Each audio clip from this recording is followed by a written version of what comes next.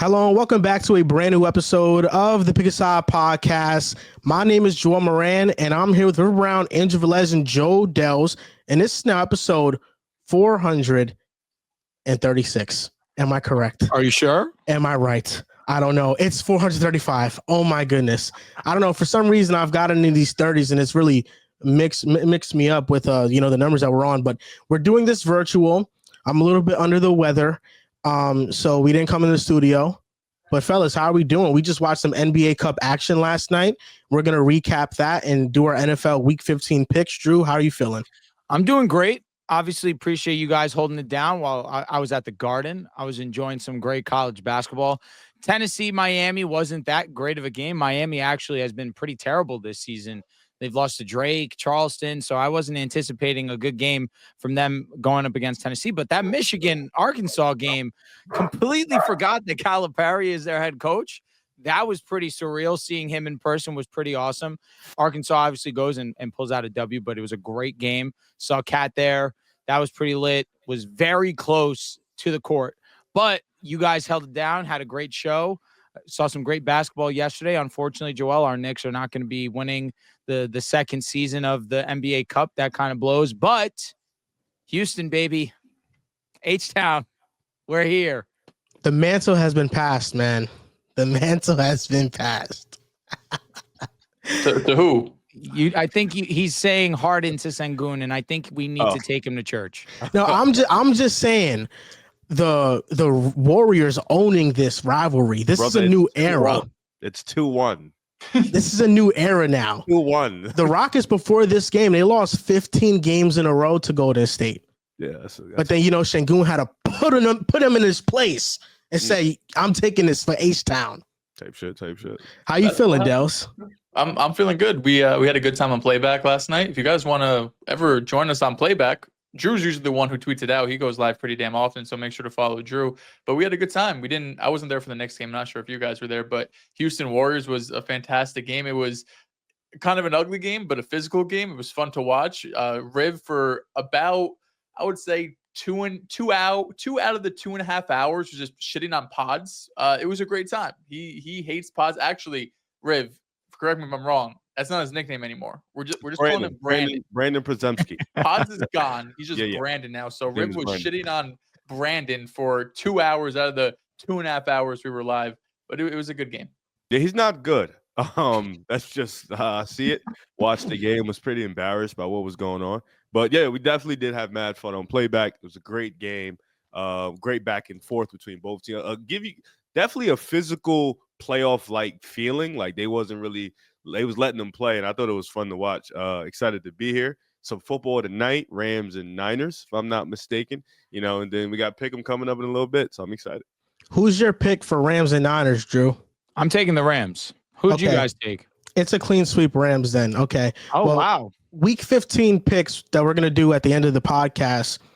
There's a lot of toss-up games in this one. So maybe the rows will be different colors and not all the same ones this week. We'll see how that ends up going. We could start off this podcast by talking about OKC because they beat Dallas pretty convincingly to the point that you were wondering during that game if there's any team that could beat OKC, even a team like Boston. And I know Boston is the favorite, but OKC is just as talented as Boston, especially if they're fully healthy. But they beat the Mavericks. OKC's 19-5. Is there any team in the West that can beat OKC? Let's ask the hard-hitting questions.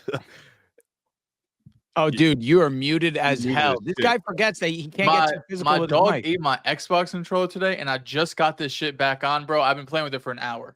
Oh, my God. Sorry. OKC, they're the favorites in the West pretty comfortably. I do think we have to remember, Joel, and I know you're not forgetting. I don't want anyone else to forget. Needle mover. Mr. PJ Washington was not a part of that game. That changes a lot because if you remember correctly, last year, I don't think Luka was the best player in that series for Dallas. I don't know if Kyrie was the best player for Dallas in that series. You're cooking. Probably PJ Washington, who was hitting big three after big three, playing some good defense. So the fact that Dallas did not have PJ Washington had a pretty big impact in my opinion, because even though he's just a role player, he changes how Dallas attacks and plays really both sides of the ball against the Thunder. When it comes to favorites in the NBA, I can't go there yet. I think last season, all of us, myself included, were favoring the Denver Nuggets over Boston because Denver did it, right? Denver had won the championship the year prior. They're the defending champs. Until they get beaten, you have to just assume they're going to do it. And I feel the same way about Boston. There has been nothing this season that makes me think that Boston won't go back-to-back. Of course, you still have to rely on the health of Porzingis, and I know everyone's going to say, is Jason Tatum going to be efficient in the NBA playoffs and in the finals? But what we saw last year was Tatum wasn't efficient, and Porzingis wasn't healthy, and they still basically ran through the entire playoffs with 2-3 losses, if I'm remembering correctly, right? They lost 1 to Miami, 2 to Cleveland, and 1 to Dallas. So even still, I have Boston as the favorites here. And OKC, they have the depth. They have the best player, or in terms of like they have that MVP level player in SGA. So there's nothing stopping them in the Western Conference. But when I look at Boston, they have the experience. They have vets on this team. OKC, I still think, needs to take at least one more step. It's pretty rare, I think, that a team goes from a second-round playoff appearance to winning the NBA Finals. Typically, you make a WCF or an ECF, you make the NBA Finals, you lose the NBA Finals. There's typically steps to this. You don't usually just go from second-round team to the NBA Finals and becoming champions. But they're dangerous. They're one of the best teams, probably the second-best team in basketball right now. But I do think Dallas is their toughest opponent out west. I think Dallas gives them a real fight every single time they play, like we saw last year. And if they played again in the NBA in the NBA playoffs, it's a 6 or 7 game series that could go either way. Dehls, it was just one. Cleveland only stole one game. Unfortunate, but just wanted to correct you there. OKC should probably be the favorites in the West. You look at them; they have the best record in the West, if I'm not mistaken. Probably the most talented team in the West.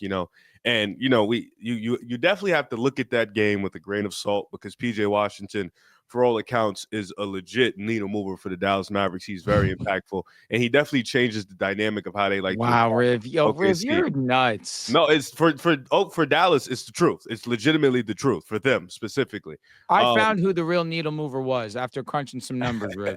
But I think OKC reminds me so much of Golden State when they were on their run in a sense of just coming up. Now, you had Golden State, you had Steph, you had Clay. They beat the Denver Nuggets in the first round. Then they lost to San Antonio, a vet team, right? Then they go into the next season. They lose to the Clippers in the first round in 7 games, right? So then you have this young upcoming team. You have Steph. Who's going to be the breakout? You have Clay. Draymond comes to starting lineup. You have Steve Kerr, who now is the coach. For me, it feels like this team has the similarities where, they grabbed Andre Iguodala. They went and got Bogut. This team grabbed Hartenstein in free agency, grabbed Caruso in free agency in a trade. They have their superstar in SGA. They have J-Dub and Chet, who's ascending into those all-star level players. And this team is kind of finding their gear, and they're not even healthy yet, which is the scarier part about all this.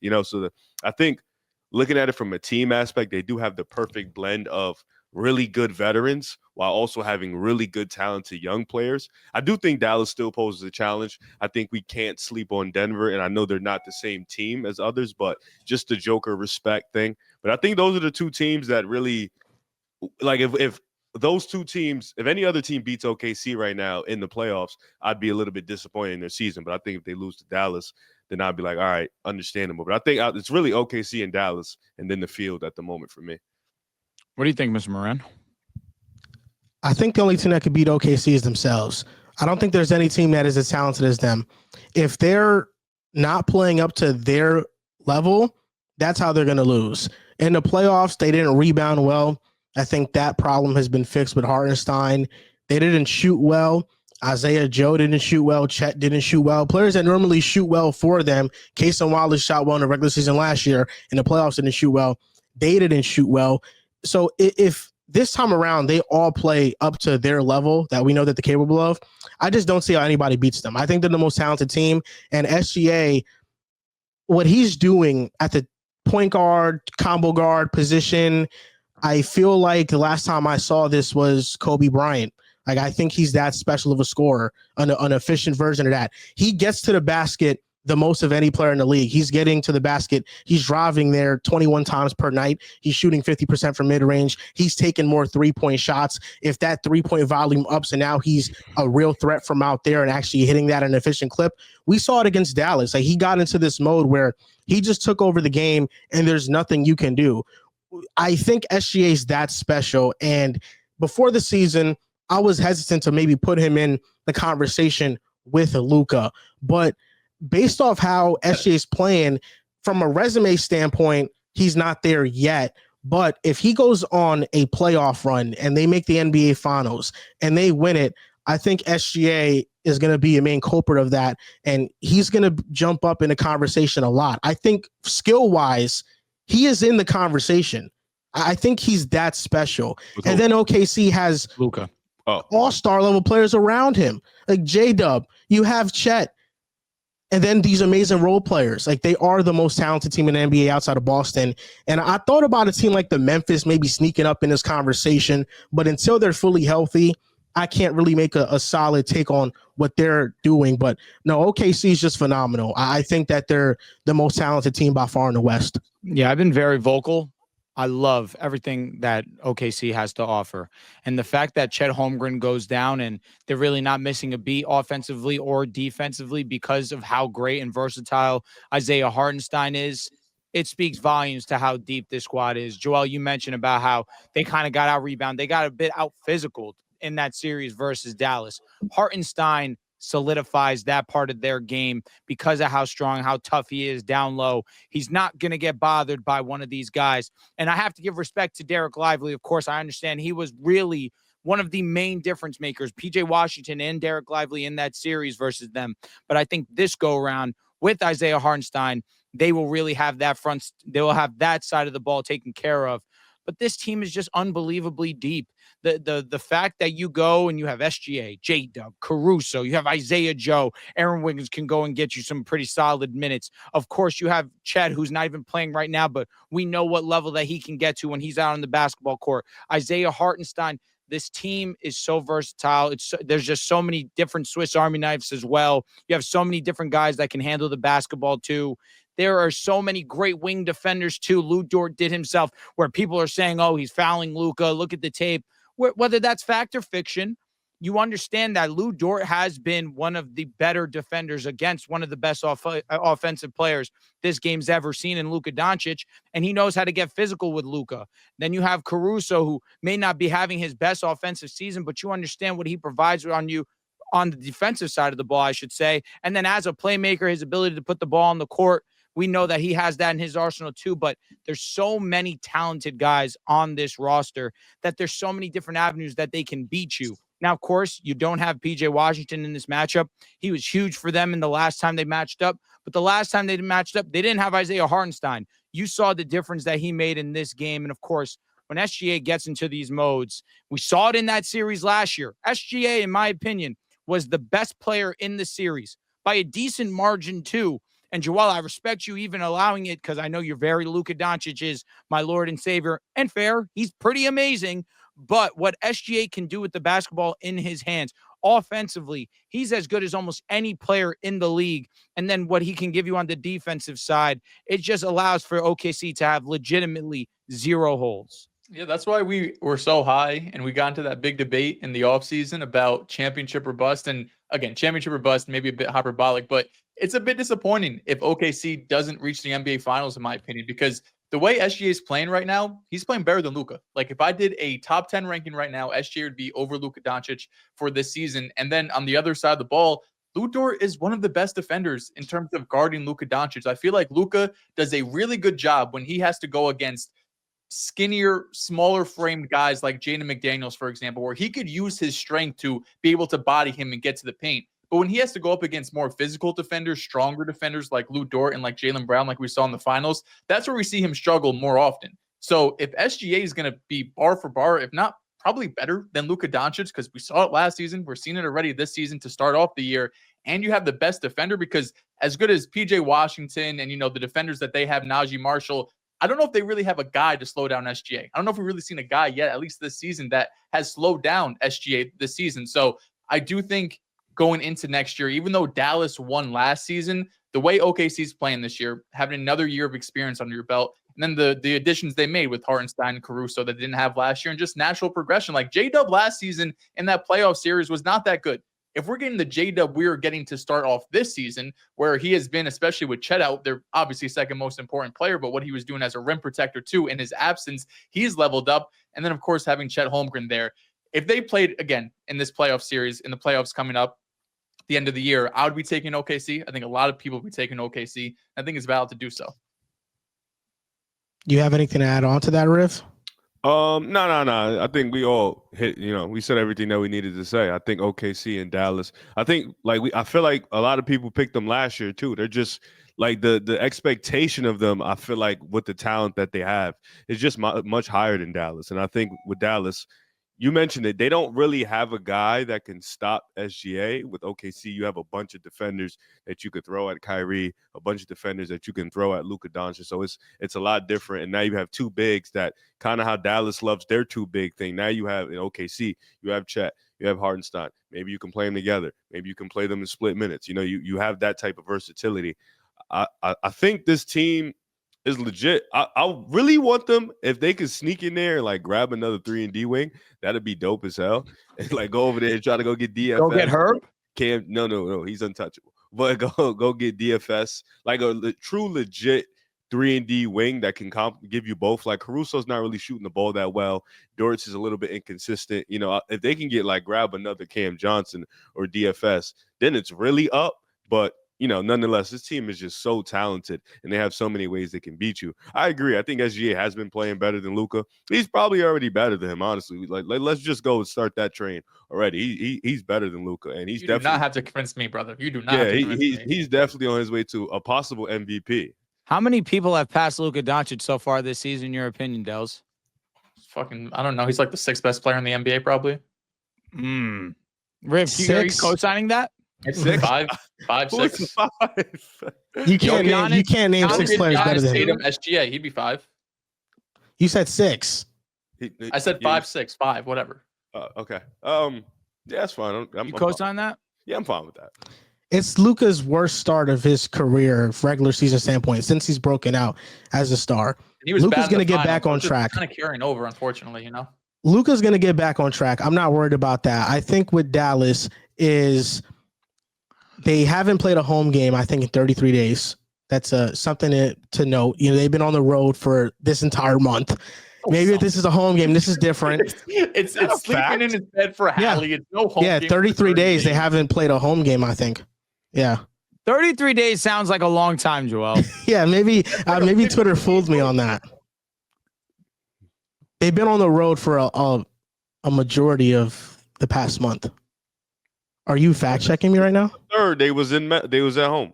December 3rd. That's 9 days ago. Yeah, that was Tuesday. And they were at home November 27th.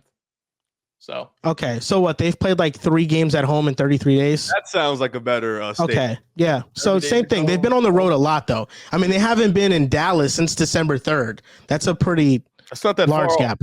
That's That's almost a week. They also played the Knicks at home November 27th. Yeah, I don't know. I saw a Twitter tweet. I'm very tied in with Mavericks Twitter, but yeah, I know. The strategy that Dallas had, it just backfired against them in this game. They were leaving Lou Dort open. He hit his shots. Derek Lively was guarding Cason Wallace, and Cason Wallace hit 3 threes. He made them pay in some scenarios. If OKC's role players are going to shoot like this, then yeah, they're going to win.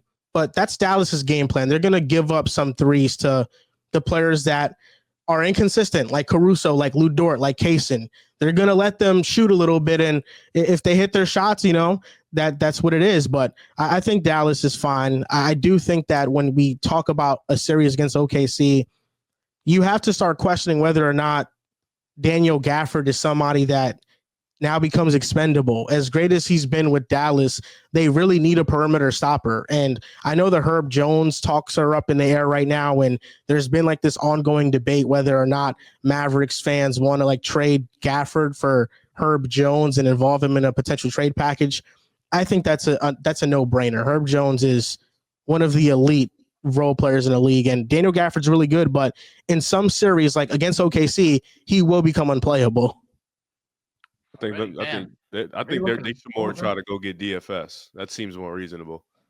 But if Herb Jones is available, you go and you do everything you can. What are you adding on to Daniel Gafford to get Herb Jones? Yeah, I don't think they have. I don't think they have anything to get Herb Jones. Maybe a pick or something. They need us to get. Yves Missy's been good this year. but it would give them another center. The Pelicans do need a center. That's a fact. Yeah, but they're also just probably trying to lose this year. I mean, they're pretty terrible. They'll lose with Gafford anyway. Would you give up 2 firsts and Gafford to get Herb? I would, but does Dallas have 2 firsts to give up? I don't think they've traded away that many picks, dude. Yeah, I mean, they traded only a couple for That Kyrie. was like- for I was going to say they Gafford. traded 1, if I'm not mistaken, Drew, for that was Kyrie. the question to where you like fact check it. No, you but know? let's talk through it, Let's talk basketball. They traded 1 away for Kyrie, if I'm not mistaken. They traded 1 away for PJ Washington, and then Daniel Gafford. That sounds like 3. Exactly. You can't trade back-to-back years though. Mm-hmm. They probably have like a 29 or a few years down the line, possibly. That's movable. Okay, so the exact tweet I was referencing is from Mike Redacted. The Mavericks have played 3 home games in the past 33 calendar days. That was the initial tweet. No, still, they've been on the road a lot. I think that's the point that I was making now. They've been on the road a lot, they're playing a little sluggish. Luka had his worst game of the season by far. So, Riv, you think Luka, SGA has passed him now? Well, I want to say I found it. I don't know if Fanspo is like 100% accurate, but they only have their 2025 first, 2025 second, 2026 first, and 2031 first. Yeah, I'm seeing that too on SI. And they have a bunch of outgoing picks that I don't think they can trade. So you'd be able to do the 25 first and the 26 pick swap, correct? Yeah, I would But assume. do they have they already gave up their 24 No, that's first? Then they back-to-back wouldn't be able to years, move your but 25 first. Yeah, they have the 2025. I don't think you could do back-to-back years. You can do back-to-back 24 years first, if it's I'm a tweaking. swap. Maybe 24 is over. Did they have a first round pick in 2024? Did they give that up? No, they that was the one for Lively, was it not? It That a was protected- Lively was drafted in he was drafted last year. They But used traded the first round above, no? they traded up to get that him was, though. that was a protection. That Well, was I a think protection. ultimately, I think a trade package would have to be centered around Daniel Gafford. What the compensation is for Herb Jones, if he's available or not, I think that's a different conversation. But Riv, you think that SGA has passed Luka? You think he's better than him? Let me see. Stand on it, Riv. Should Come I on. roll or should I? All right, I'll go in the middle. Yes. I do. No, I think like all jokes aside, I think you can start to see it. Like I think at this point, SGA outside of last year, I think last year Luka was a better regular season player. But I think in the playoffs, SGA was better, specifically just the round they played. Because I thought, we want to use Luka was injured. That's fine. We could wash away both the first rounds. The Pelicans was hurt, the Clippers was hurt, whatever. In the second round specifically, though, SGA outplayed Luka, and Luka did dominate Minnesota, but he wasn't that good against Boston. So it's really just 1-1 series last playoffs. And then you're going into this year. If SGA, like you mentioned, has another regular season where he's just elite, Luka kind of takes a little bit of a step back. Granted, his team's, playing really well. And then in the playoffs, SGA does what he does, goes far. Even if he goes to the finals and he loses, but he plays really well throughout the playoffs, I think you can have a legit argument. But I mean, like skill for skill, SGA much better on the defensive end. Offensively, I still lean Luka, but as a scorer, I think they're right there with each other. So it's really just the defensive gap and the playmaking gap. And it's really about which one you value. I think either guy can go in front. I do think SGA in the totality of the series, if you're measuring him versus Luka, in the series they played against each other, SGA was better. But in the last 2 games, I thought Luka was better. In game 5 and 6, Luka took over those games and he put the team on his back. He shot over 50% from the field, 50% from 3. He averaged 30, and SGA played well in those games as well. But Luka, towards the end of the series when needed to close it out, he did show up. And I know he struggled against Boston. And like the numbers still look pretty good, but not from an efficiency standpoint. He struggled from 3. He still averaged 29 in the finals. Like I think Luka, the team struggling to shoot around him really affected the entire perception of that series, even though he didn't shoot well from 3. Like I know Jaylen Brown played solid defense on him, but I thought the biggest reason why Luka struggled was just he wasn't able to hit shots when he got switches on Al Horford. Like I can't remember how many switches he got on Al Horford, and the threes that usually go down for him just didn't go down. I'm not ready to say SGA is better than Luka. I think Luka's built up too much of a resume. But OKC and how they play defense, it affects Luka. And I think if they match up again in a series, how that series is officiated could dictate the outcome of the series a little bit. If they let Lou Dort get away with a little bit more physicality, or they're calling it more by the book and they're not letting him get away with that, I think we could see different versions of Luka. Bro was averaging 30 on 26 shots. Yeah, he's the only player really that played well for them, though. This must be easy to front run when like the role players are so amazing. My goodness. So Dehls is living a luxury right now. Honestly, what Dehls is right now is what every fan dreams of. To be fair, it took him some time, so he can have it. Exactly. Been here. He stayed loyal. Even he knew that one day. I mean, exactly. It wouldn't be that hard, especially because they were in the ECF constantly. I don't know. Now he's got a dream the Warriors have been asked for not asked. The Warriors haven't been that great for the last year, and all of a sudden you're a Rockets fan last night. I don't know if you really want to say about fucking it's hard or not. Amen. My Amen love. Riv, I'll be honest, you're kind of falling off in the eyes. He was like, what if Steph gets the ball, but Amon's guarding him? But what am I going to root for? I was like,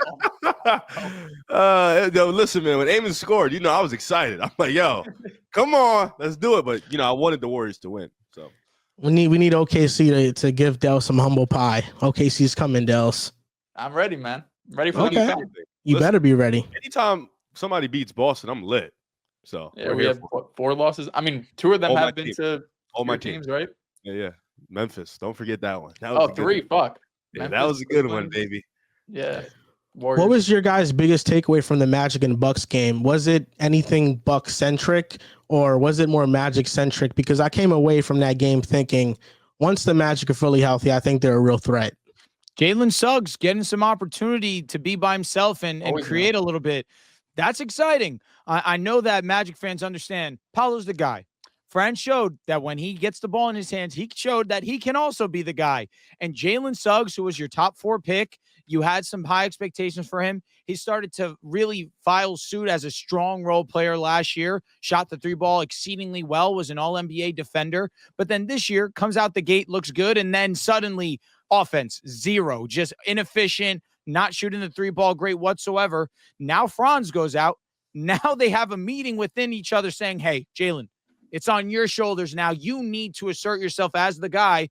And in this short amount of time, he's played some pretty solid basketball. I've liked to see how aggressive he's been while the ball's in his hands. Obviously, it's reminiscent of what he was able to bring when he was in college.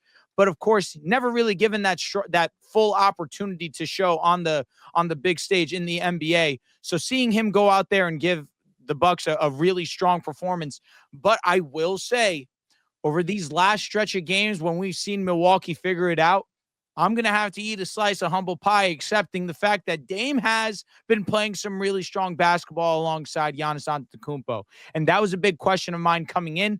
I waited a whole season to see it come into fruition. It never really happened. And every time Giannis was out, we saw Damian Lillard be the Damian Lillard that we know.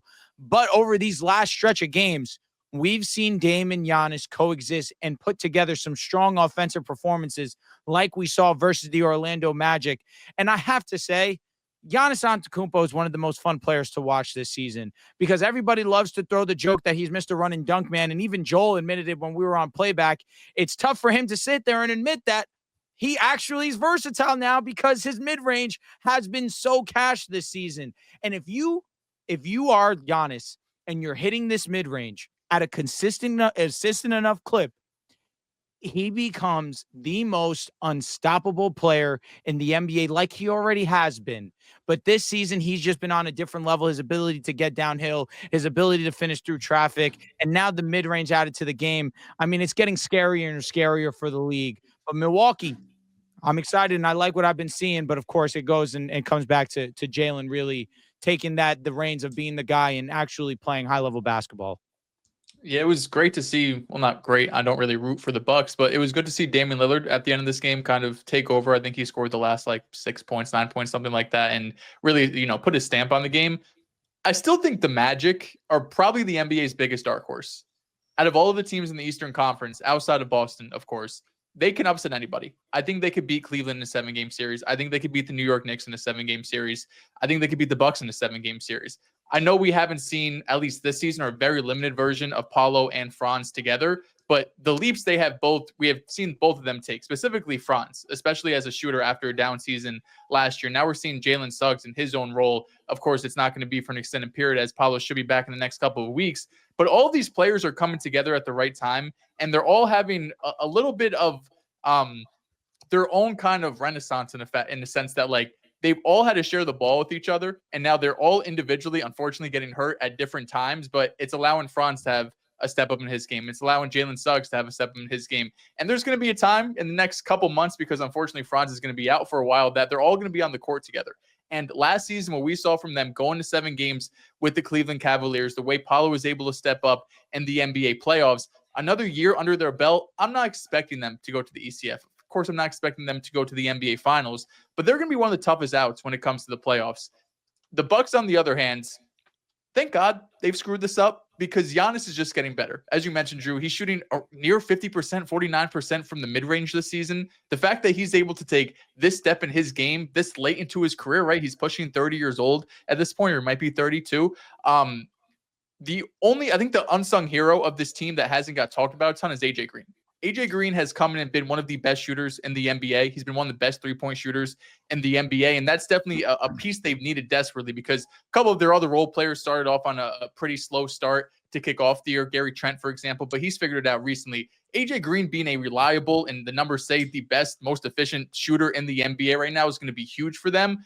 I still have my doubts about playoff time, all of these games under their belt. It's been a few years since we've seen Giannis stay healthy. Of course, the issues with Chris Middleton. Dame was there last season, but Dame and Giannis together, I still worry about the surrounding parts of their team, but it's good to see a couple of these role players stepping up, because they're going to need them if they want to make an actual run.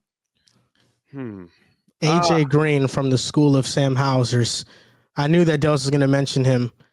I mean, I think the Bucks have great shooters around Giannis, and they're going to be a tough out. My biggest takeaway did come from the Magic, though. Like, I think their players getting injured, Paolo and Franz.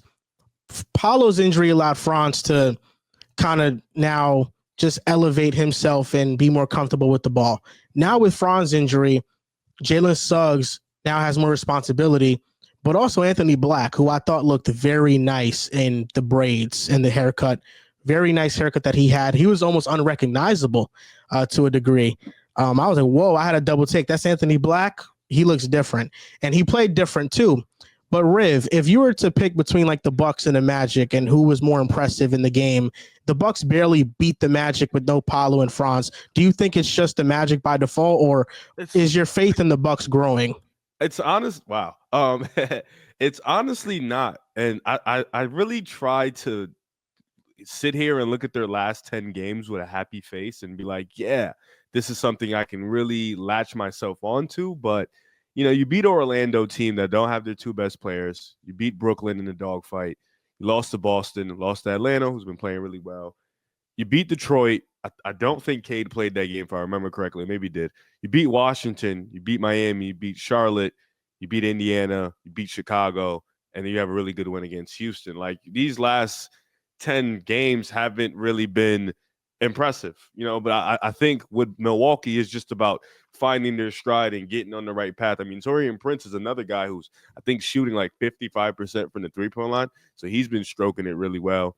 So, and Chris Middleton is back. So that's something you like to see with this team.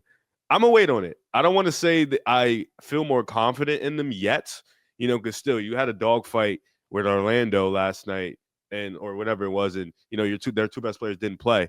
But I'm definitely just gonna notice it. I think for Orlando, nobody's talking about it, but Jahan Mosley's mid-season development as a coach. I mean, this dude lost his best player, then he lost his second best player, then he had to give the keys to Jalen Suggs. KCP hasn't been shooting the ball at the clip you want him to shoot, and this team is still winning a ton of games, playing extremely hard. They look like they don't miss a beat. I mean, obviously, we'll see how long, this streak goes up for. This is only the first game or 2 without Franz. But at the same time, the job Mosley's done over there, he's done an incredible job. I do think they're definitely one. Honestly, outside of Boston and the Knicks, you kind of deem Cleveland and the Magic as dark horses coming in, because you didn't know what you would get from both teams, the kind of 2 different teams. Cleveland It was to see how Mobley would improve, how would DG look. Orlando, it's the internal growth. How are they going to look? You're still waiting to see all of them together in this new environment. But I agree. I think, they're definitely a dark horse team. It's just about how that offense looks when all three of these guys are going to be on the floor. We didn't really get to see a taste of that yet. But I'm extremely proud of what Mosley's been able to do in keeping this team afloat with Franz out, with Boncaro out. Like, this has just been an incredible job from him. So I think that's the takeaway I'm getting from it. As for Milwaukee, it's just really, they're winning games. You like that. You want them in the playoff picture because they do have Giannis. The takeaway really is Giannis developing a mid-range shot as what he needs to at this stage of his career, because as athleticism will start to decline. You need to develop something in your game to continue to be an elite player, and the mid-range is something he's definitely doing. And the mid-range will also help him be a little bit more efficient in the playoffs in terms of when he plays certain matchups that can create that wall or that can schematically scheme up against him and make him struggle. So it's exciting to see him get the mid-range. I'm going to wait on Milwaukee, though. I'm not too optimistic about it. I'm just still in the wait-and-see process. Jamal Mosley is a great coach, and I think what this game showed, even in the loss, is more so that the Magic, even when at the forefront of their wins, it's been plastered with the star, like it's Paolo dominating or Franz dominating. This team's identity is defensive identity. Like, that's what their identity is. And they stay in games because they play elite level defense, and they just need a couple guys to step up offensively to end up winning these games. But it's the argument why, Paolo got discredited last year and Franz kind of got propped up this year without Paolo is, Franz was doing the same thing that Paolo was doing last year. He was just the numbers maybe and the wins were a little bit more. But I feel like the Magic's identity is just defensively. That's what they are. And what Franz was doing, he was basically having the same efficiency as Paolo last year. They just need somebody at the forefront to take that volume of shots and offense, but their offense is always pretty much bottom barrel like it was last year. They just win because of defense, and I think the next step for them is when Paolo and when Franz come back is if they can take a leap offensively, because that's the biggest question mark I have with the team right now is when all of them are playing together, is this still one of the worst offenses in the NBA, or can they take a leap and be one of the 10 best offenses? Like, that's a major, gigantic leap. But what does that look like? Because to me, it feels like the ceiling for them does feel a little bit capped just because of what they have been offensively. My question my question is for the Magic. Do you only become a great offense if you start making threes? Because the biggest problem with Orlando, with the Magic, that it's been for the last few years, I would say, is that they still lack three-point shooting. When you got KCP, we were all excited about it because we thought they were getting another shooter. You had, of course, Jalen Suggs go ahead and get his three-point percentage up from last season. So we're anticipating them to take that leap shooting-wise, but we haven't seen it on a consistent basis enough for the Orlando Magic to put themselves up with one of the upper echelon offenses. That's where I feel like when we get to have those conversations with them being a better offense. When they start to finally shoot the three ball better, we'll start to see it translate in the offensive rating. And when it, of course, comes to the stats of them being one of the better offenses. But with the personnel they currently have, I don't see that being a reality where they're just suddenly one of the better three-point shooting teams, because although Paolo is a decent three-point shooter, he isn't a great three-point shooter. Franz has become a decent three-point shooter. Jalen Suggs has taken a step back, but hopefully now with the ball in his hands more, he starts to become a little bit more confident. But even still, versus Milwaukee, he shot 27%, although the game before that he did shoot 40. But again, there's the hot and colds there. And then KCP starting to figure it out slowly but surely. There's just not much faith that I can have from these cast of players that they're just going to find their three-point shot and it's going to translate to being one of the more efficient offenses. Yeah, they're 24th in offensive rating this year. Yeah, but it's like I'm on cleaning the glass right now. I feel like it's deeper than just the three ball. They're one of the worst turnover percent. Like, they're bottom in the league in turnover percentage. So they turn the ball over at a high rate. In the half court, they're not just bad from the 3-point line. They're a bad mid-range team, short, long, non-corner, corner. They're just a bad jump shooting team. Like they're 7th in the league at the rim. So, at the rim is their bread and butter. But for the most part, they're a bad jump shooting team that turns the ball over. So if you can get more guys that are just good, like the Orlando doesn't have a ton of good offensive players.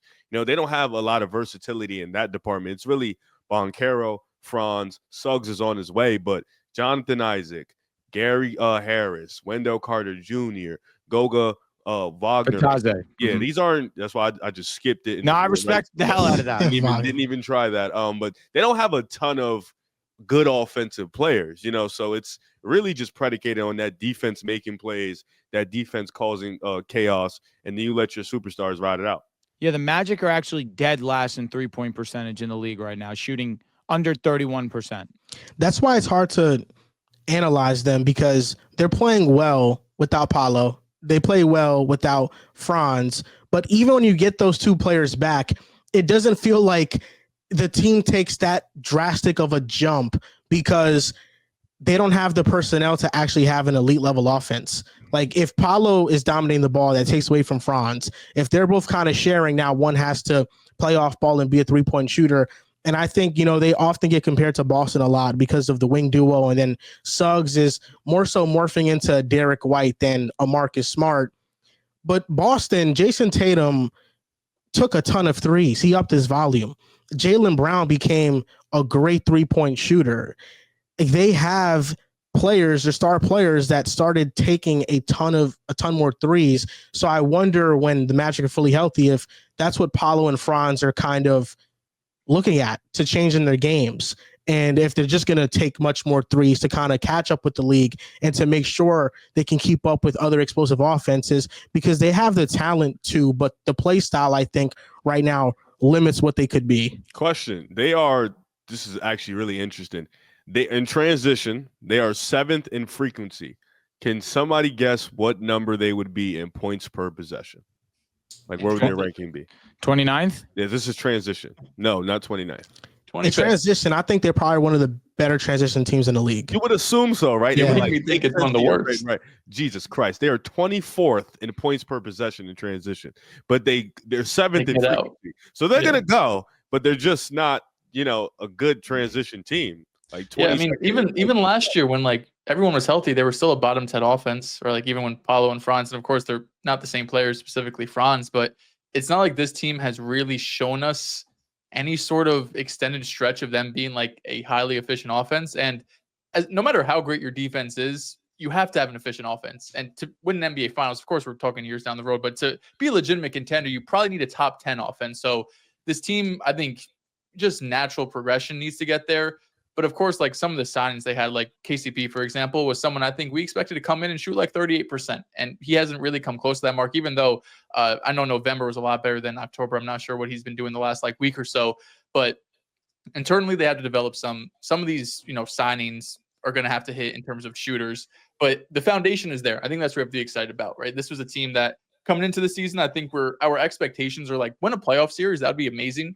And like I said, I still think they have a decent chance to be like a dark horse in the East, but you do worry, like, what happens when everyone's healthy and everyone's back together and we don't see like this level of production from Franz or Paolo, and of course Jalen Suggs is naturally going to take a back seat.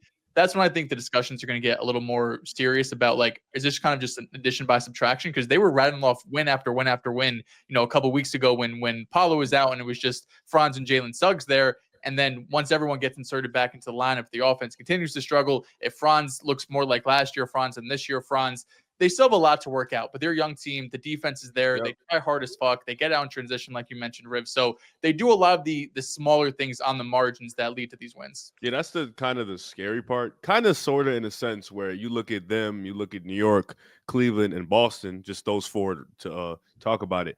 They're all, like, Cleveland, New York, and Boston are high-powered offenses. I think they're one of the 10 best offenses in basketball. I think Boston and Cleveland are both top 5, but Boston and Cleveland are top 10 defenses. And I think I looked at it early. New York is like the 16th, so it's like you would rather have a 16th ranked defense with an elite offense, because I feel like it just makes life easier. Where Orlando, it's kind of the opposite, where you're going into these matchups, and obviously Boncaro, Franz, they haven't played. So we're just talking as of today. This can easily change, but they don't really at this point have a efficient, cohesive offense, but they have an elite defense. So you would think we make it ugly, we make it hard, we make these games, really nasty.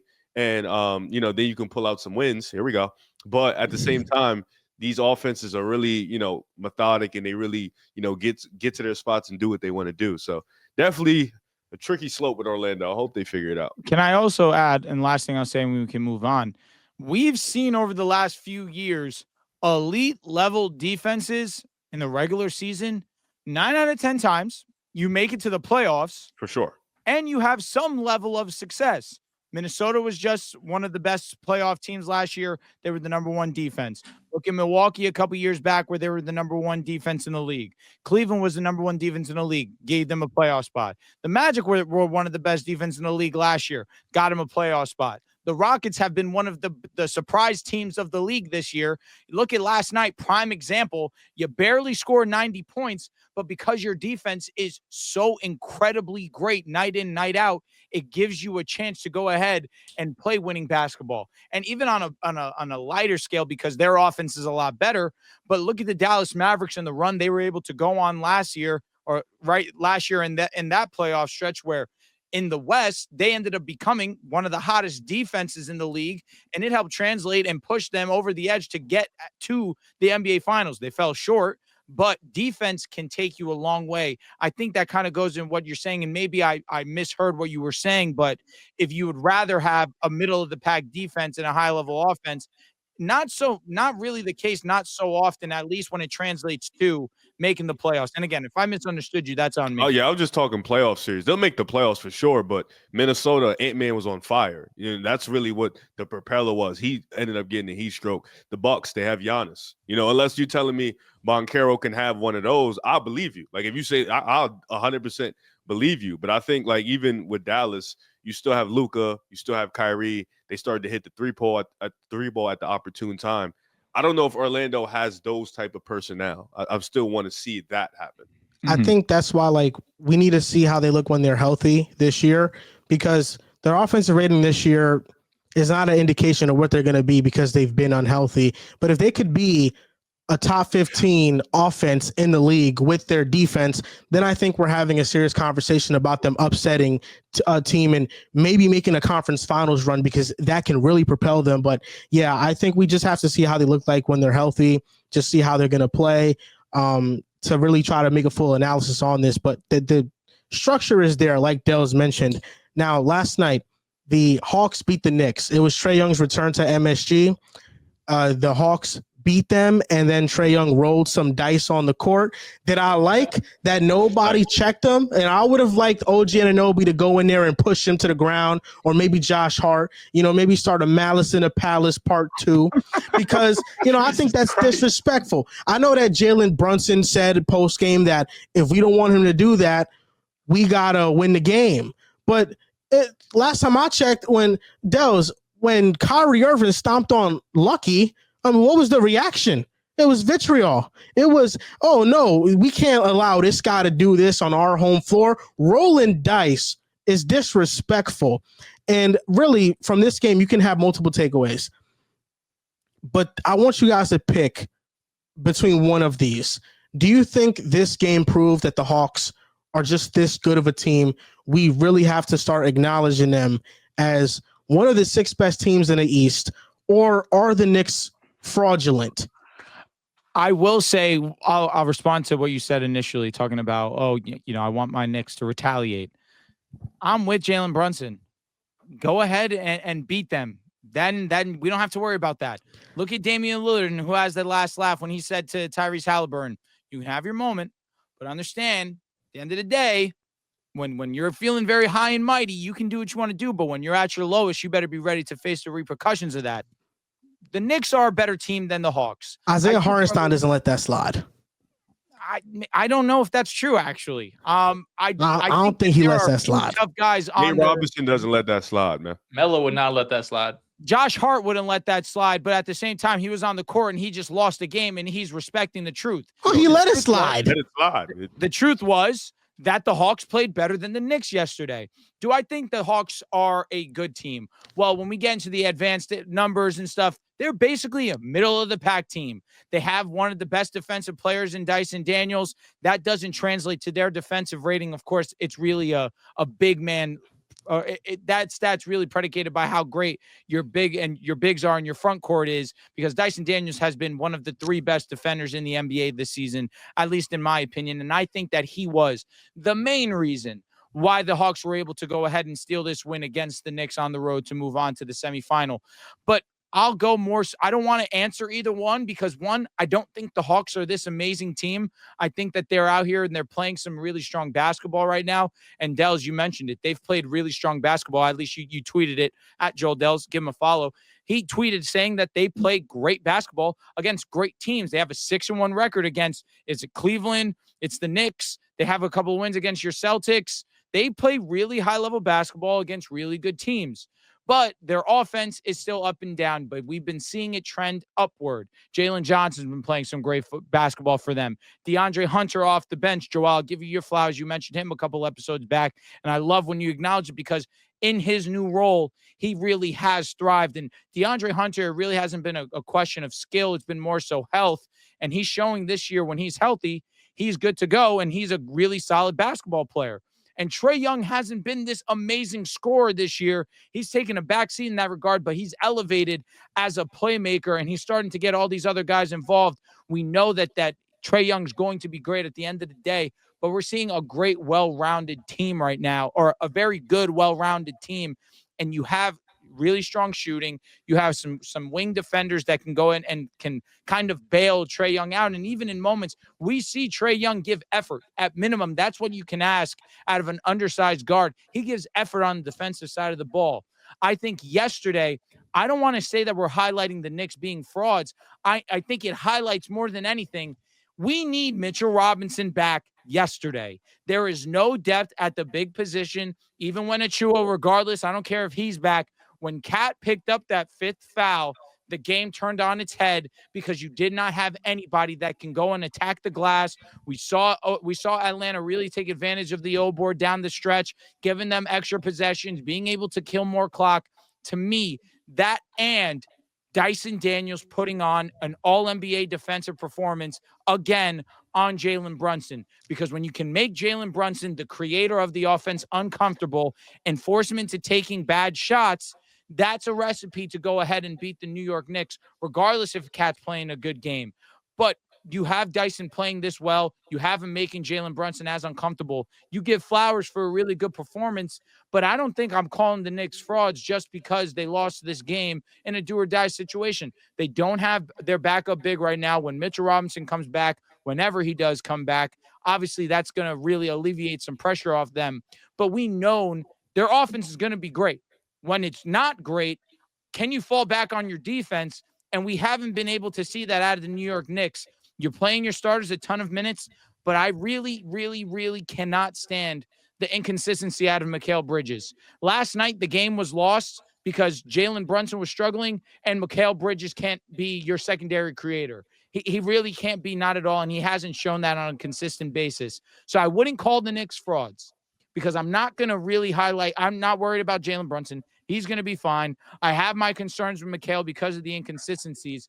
But so long as Mitchell Robinson can come back and be that backup big, I don't think they're frauds. My takeaway from this is, yeah, the Atlanta Hawks are a respectable team, but more so, Mitchell Robinson, get well soon.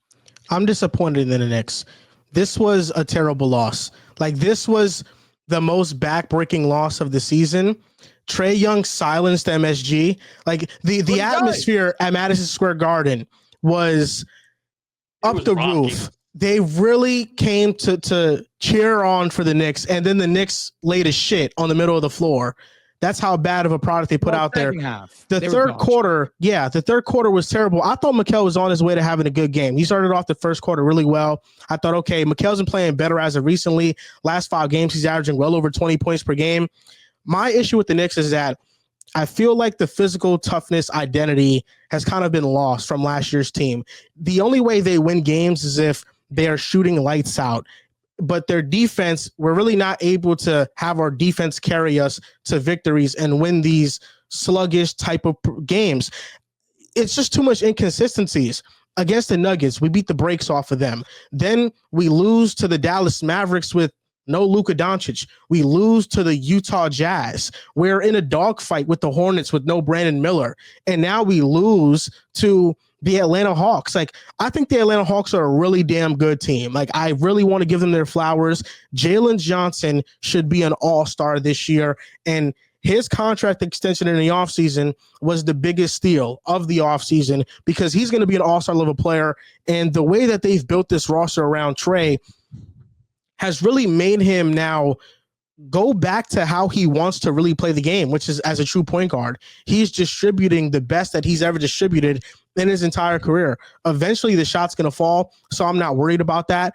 But the Knicks, I just feel like the lack of identity, just a physical toughness from the team, I just don't feel like it's there. That enforcer that you have, I just don't think it's there. And Jalen Brunson being the team's best shot creator, he's an exceptional player, but bad shots, like forcing him into bad shots, is a little bit redundant because I think Brunson is a bad shot maker. And he's one of those guys that he's going to break you down and get into the mid-range. He's going to post you up even if you're a little bit bigger, and he's going to spin and then step back and hit just a ridiculous shot over you. But then when you have somebody that's 6'7", that's able to contest that better, it really makes it much tougher on him. This year, the Cat trade has aged well. I don't have an issue with that. I think the Mikal trade has a real chance of aging pretty poorly.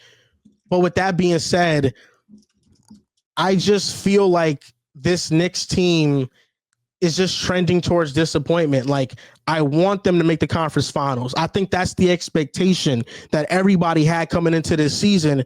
But would I be surprised if they lost in the second round?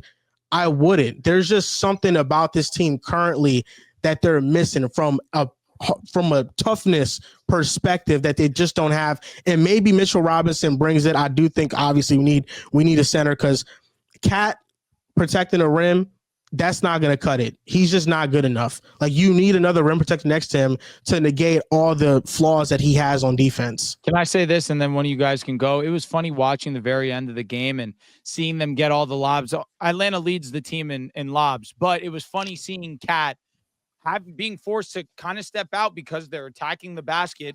He steps out, they throw the lob. He's looking behind him. He's like, yo, where's Rudy Gobert? But the truth of the matter is they just got to be smarter in those rotations. If Cat's going to step up, you see OG Anunoby playing backside, stay with the guy that's on that backside that's cutting to the basket. I saw too many lapses at the very end of the game, and I feel like the easy thing would be to go ahead and point at Cat because, of course, he hasn't been great defensively this season. But last night when I'm watching, Cat does have his fifth foul. He's trying to play it smart, but in him trying to close out, they were just killing them backside every single time. Listen, this is kind of what you traded for when you got Cat. I mean, you get a boost in offense and unfortunately a drop in defense. He cannot be a defensive anchor. That's just what life is. There's nothing wrong with it. It's not his role. It's why him with Rudy Gobert worked and he wasn't as bad defensively because Rudy was the anchor. You know, Rudy can cover up so much. And Cat is not a bad one-on-one post defender. So that it was perfect for him. Like, he could just do that. So I think defense is the bigger problem. Joel, you have me fucking cracking up over here because I can't believe this Atlanta loss has you damn near ready to. Who cares? Like, that's what really had me. It's crying. Atlanta. They beat us in the playoffs. Listen, I get it. Yeah, first of all, Drew, you lost me. Shooting dice is a staple in the New York community since before we was born, since the 60s, the 50s, head crack, all that. So for him to go to the middle of the court, shoot a dice, Macy said head crack, I won, was completely. First He's not a clown for that. No, he was lit. Second of all, disrespectful. As a Knick, you got to take that to offense. Lock in. I agree. I don't think Malice in the Palace, that's a little too much to ask for, but definitely a little like, yo, walk up on him like, yo, what's that about? Like, yo, bro, we don't like that. You know, some of that. Malice in the Palace is nuts, but definitely something in the middle ground. These current players just don't feel the rivalry. Nobody was there. They're all really good friends. They're all, And they you know, hang out after the games and they go party with each other and they, all that stuff. But It could be different now. It could be different now because that was rude. Like if you get a young team like Houston, I feel like they hate everybody. So they're a young team that they go into war with everybody. Atlanta's on a good streak right now. I think it's too early to say they're a great team. I think they're streaking at the right time. You got DeAndre Hunter playing really well. You got Dyson Daniels, who's been an All-NBA defender. Dyson Daniels really is the perfect example of how being a guard defender really can't save a team defense. Like you really need a big man who's a legitimate rim protector because it just covers up so much. But Dyson Daniels has been amazing on that end. You got Jalen Johnson, who's declared number 2 guy. He's been an all-star this year. I agree with you, Joel. He should be in the all-star game. Just his ability to get in transition, to be a play finisher, to be the point forward, to just be able to see advanced reads, create advanced reads, get on the glass, be versatile. He's really good in what he can do at 6'9", be able to dribble the ball, handle the ball, create for others, create for himself. I think Atlanta with Trae Young, his improvement in something we didn't even think he could improve on, and that's his playmaking, which he's been absolutely ridiculous at. I do think the scoring, it's tough because he's just a small guy. He doesn't have insane athleticism, so he's not going to bully you in the paint. He doesn't have this insane speed where he can just blitz past you. He's really short. So, it's hard to go up against the trees and finish. So he relies a lot on those floaters and those deep threes. His jumper is kind of a little weird, so he kind of has to shoot those deep threes to get it off, or it could be a block. So Trae Young I feel like that's just who he is. I don't want to say an inefficient player, but kind of feels like he is an inefficient player. He hasn't been the most efficient in his career. It's just because of his size and stuff like that. He's going to get back on track. Yeah, I back on track is like league average efficiency, maybe below that. I think he can do that. I think he'll be fine in the grand scheme of things. I think this Atlanta team is solid, though. I think top 6 is what you asked. Are they better? They would have to replace the Heat. The Heat have been playing better the last. They're the same tier. They're like the same tier to me. I don't have a favor towards either one of those. I think they're right there, probably with them. Hawks or the Heat, you're saying? Yeah, I think they're like I'll probably maybe lean the Heat. I don't know. That one's a toss-up, but I don't think the Knicks are fraud. I think their defense was always going to be a concern. I think Cat as a rim protector is not going to cut it in no world. I think in the playoffs, that's going to be an issue. I do like the idea of maybe starting Cat and Mitch at the same time, try to figure out, see what you can do with there. But then you really don't have a backup big. But in the grand scheme of things, Thibodeau plays 7 guys. So I feel like you guys have your 7 guys when Mitch comes back. It's Deuce, it's Mitch, it's Cat, Hart, Bridges, OG, Brunson. So really, you just have to make it to the playoffs, and then you can rock out. Yeah, I don't think Knicks probably can't be frauds because the East is so bad. Again, I don't completely disagree, Joel, because second-round matchups, say they had to play like a Cleveland, for example, that could go either way. The Knicks could end up losing, but they're still going to finish as like a top 3 team, probably at worst, in the Eastern Conference. The Hawks are pretty funny when you look at their schedule. They started off 2-0, then they lost like 7 of 9. They lost back-to-back games against Washington. They lost to Detroit. They lost to Portland and all of these teams. And then, as I tweeted out last night, they're 6-1 against the Celtics, the Bucks, the Knicks, and like all of the top teams. The Cleveland Cavaliers, they had an overtime win against the Lakers a few nights ago too. So against better opponents, they end up playing pretty well. But it's those like kind of bottom of the barrel teams. Maybe outside Detroit's been kind of decent this year. They really have struggled against this year, right? If they were just like 500 against those teams, this could be like the 4 or 5 seed just because of how bad the Eastern Conference has been. But I think the Hawks kind of, I don't want to say rebranding because they're not like a defensive, like they're not the Magic defensively, right? Where like they're a top 5 defense by any means, but they're trying something different in terms of building around Trae Young, right? A few years ago when they went to the Eastern Conference Finals, best offense in basketball, Trae Young centric. They obviously like had holes in their team, but due to a couple, positive or, lucky circumstance for them, they were able to advance super far. But now having all of these wings around him, having all of these wings that can defend, it's a bit of a different look for the Atlanta Hawks.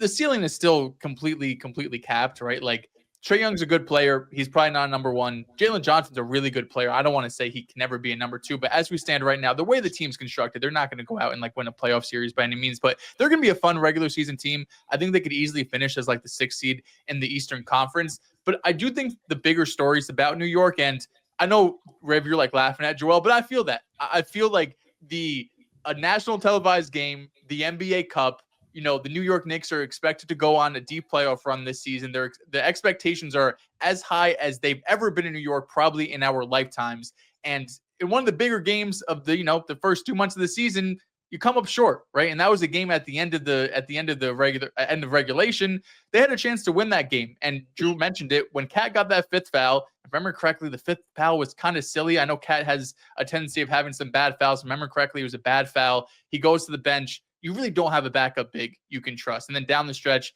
Atlanta was able to hit some shots, especially like the lobs you mentioned, Drew, to really put that game away and some offensive rebounds. So I understand where the frustration comes from, because you want to see New York step up in these biggest games, because last season in Game 7 against Indy, I know a lot of guys got hurt. You fell off short. Of course, the year prior, you fell off short. So these last couple of seasons, although the expectation might not have been as high as this season, you still felt like you were missing just a little bit something. And adding Karl-Anthony Towns, adding Mikal Bridges, felt like if there's any year the Knicks are really going to go on a run at this thing, it's going to be this year. It's going to be next year. So when the biggest test of the season comes up, outside of like Boston, maybe on opening night, to come up short against Atlanta, and it's Trae Young who has done this for, the last 3-4 seasons, and it's in the media and everyone knows about it. As a fan, I understand the frustration, but New York is still a really good team, and they're going to be a top 3 seed. So I'm not overly concerned about them. But the concerns that I had,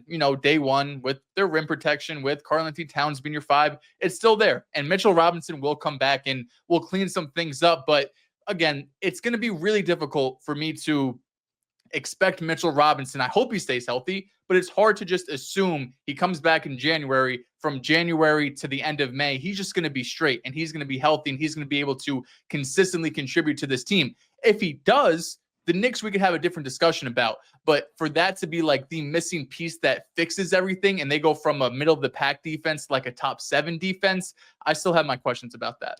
I just feel like the Knicks, it hasn't been that often, but whenever they've been favored, it often feels like they're the stepping stone and they're not the team that ends up taking a step. Like with the Carmelo Knicks, Paul George breaks out against us, and then Roy Hibbert gets that block on Melo, and they advance when the Knicks were favored. And now we're talking about Indiana as that top team. I believe the Knicks were favored against the Hawks when we made the playoffs in 2021. They ended up losing.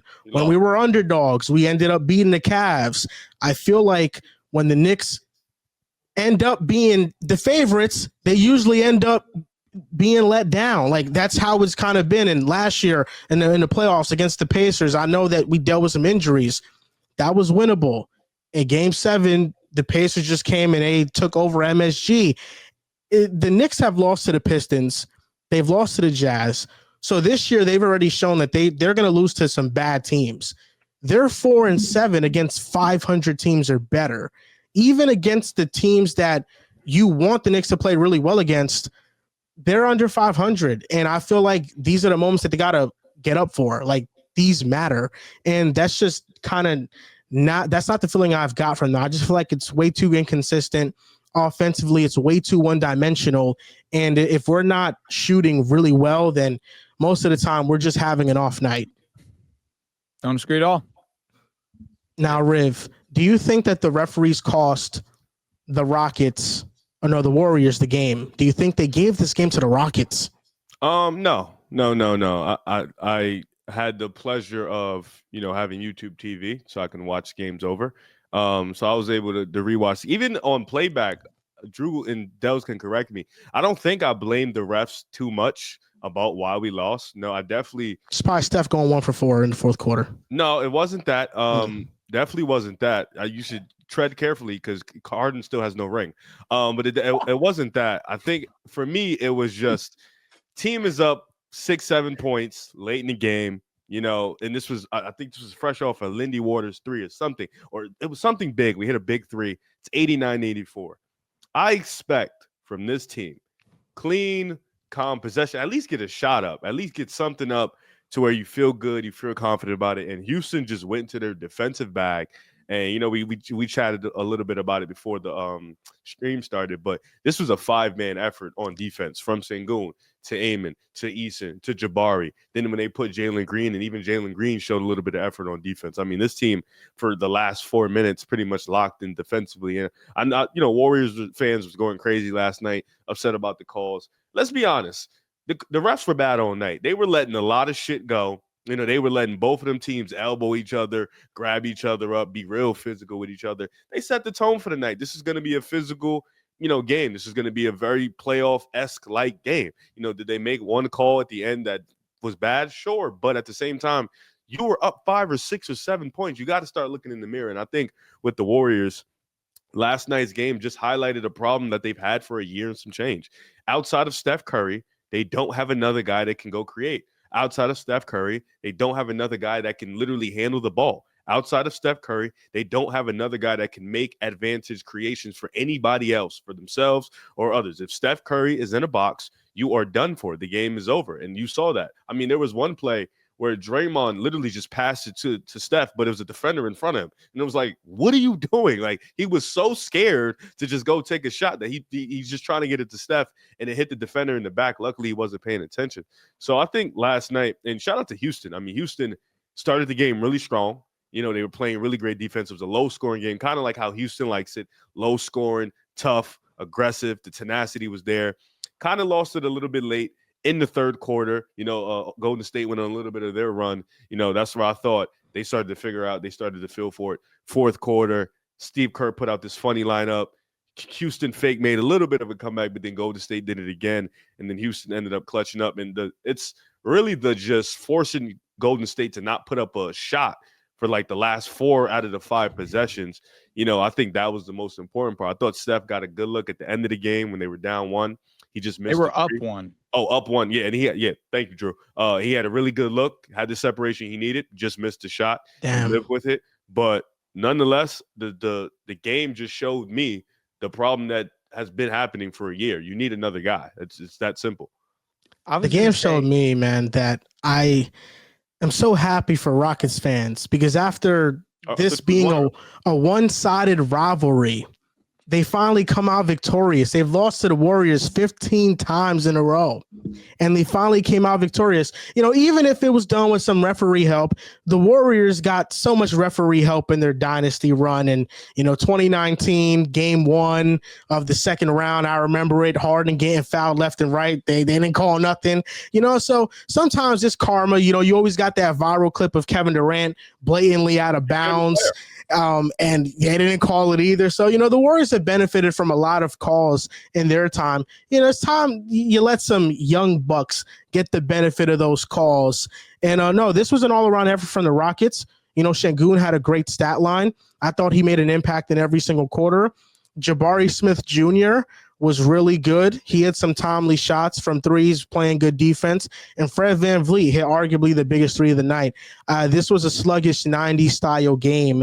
And unfortunately, this has the NBA ratings down, because now the NBA Cup tickets, they're being sold for so much less than they were about to be sold for, because people were expecting Steph Curry, maybe Luka Doncic, and they got SGA and Sengun. But I like it. I like that SGA and Sengun are getting their shine, and the Rockets are moving on to the next round, baby. I did think it was funny that the topic for this was, did the refs screw over Golden State? Because obviously we watched the game on playback, and all I can think about is, why the hell did Steph Curry take that shot so early into the shot clock?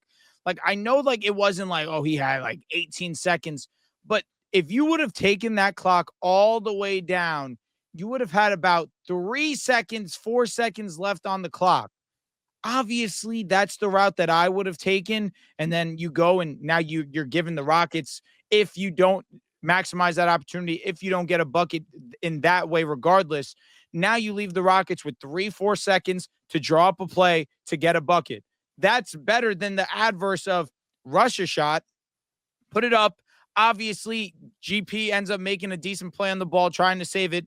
But then I don't know what was going on. He passes it instead of holding on to the rock, which allows JG to go and make a nice hustle, game-winning type play that leads to him being fouled. But where I leave it in my mind is, I think Steph Curry's too good to have a lapse like that, in my opinion, where in a late game situation, obviously Curry's been one of the clutcher players, was clutch player of the year last year. We know what he's capable of. I need Curry to be the reason why you're out there and you're securing this W. Not me sitting here after the game's over where I want to praise the Rockets defense. Hell, I want to praise the Warriors defense because I thought that they played a very solid performance as well. Really, you saw Alperen Sengun with the matchup with Draymond Green. Joel, like you mentioned, the stat line says that Alperen Sengun had a great game. But Riv, you and I were watching the game, and Joel, we were watching the game last night. And after the game's over, I had to look at the stat line to say, oh, wow, Alperen Sengun had a decent game. But we're watching, and we're left thinking, no, Draymond Green has Alperen Sengun in hell. There were some possessions. Alperen Sengun is struggling to get shots up. And then you go onto the other side, and then you have back-to-back 24-second violations by the Rockets. You're spot on. This was a great defensive matchup between the two, and I'd rather be talking about that as opposed to one of the best we've ever seen with the ball in his hands, fumbled in that situation, which ultimately led to the Rockets being able to capitalize. So, no, I'm not looking at the refs, although, of course, it's a bummer that it happened in that fashion. But, end of the day, they were letting a lot go. They had a bad moment. Whether it was a foul or not, that's not what I'm left with. What I'm left with is, why is Steph Curry not being smarter in that situation?